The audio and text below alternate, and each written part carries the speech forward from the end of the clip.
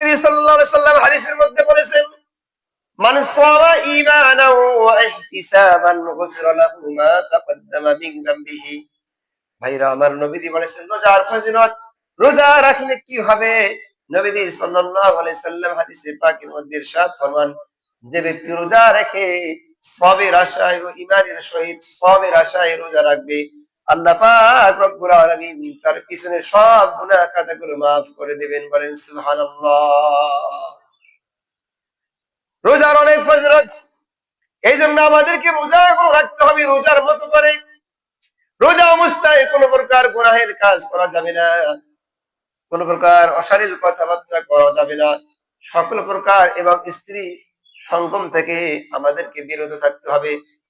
শুধুমাত্র সূর্যোদয় থেকে সূর্যাস্ত পর্যন্ত যদি আমরা খানা পিনা থেকে পানাহার থাকার নাম কিন্তু রোজা নয়।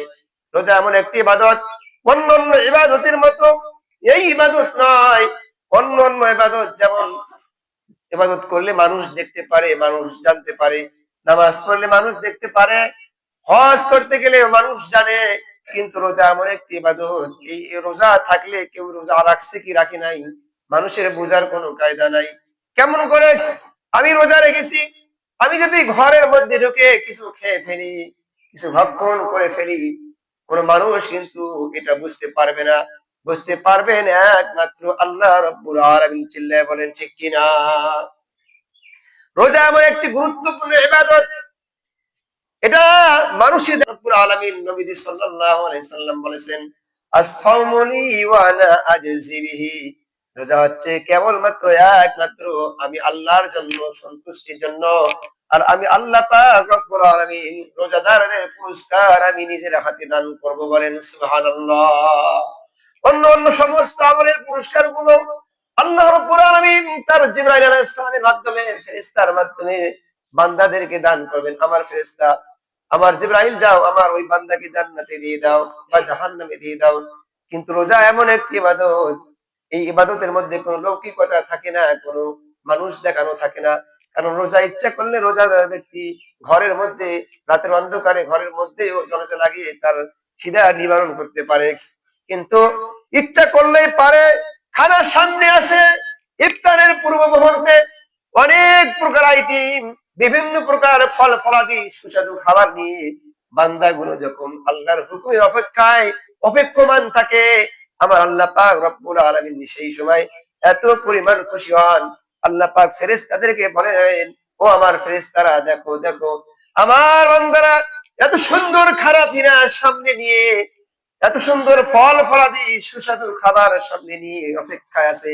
ইচ্ছা করলেই তারা খাইতে পারে, কেউ তাদেরকে বাধা করে নাই, কেউ তাদেরকে মারবেও না, গালিগালাজও দিবে না।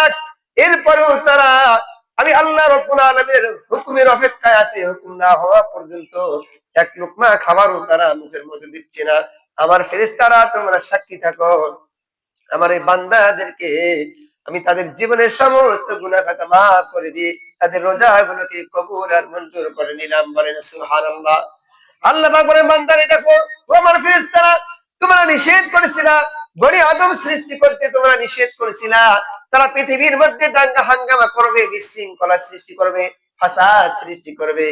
ও আমার ফেরেশতারা, আমি বলেছিলাম ইন্নী আ'লামু মা লা তা'লামুন, আমি আল্লাহ পাক রব্বুল আলামিন যা জানি তোমরা কিন্তু তাহা জানো না।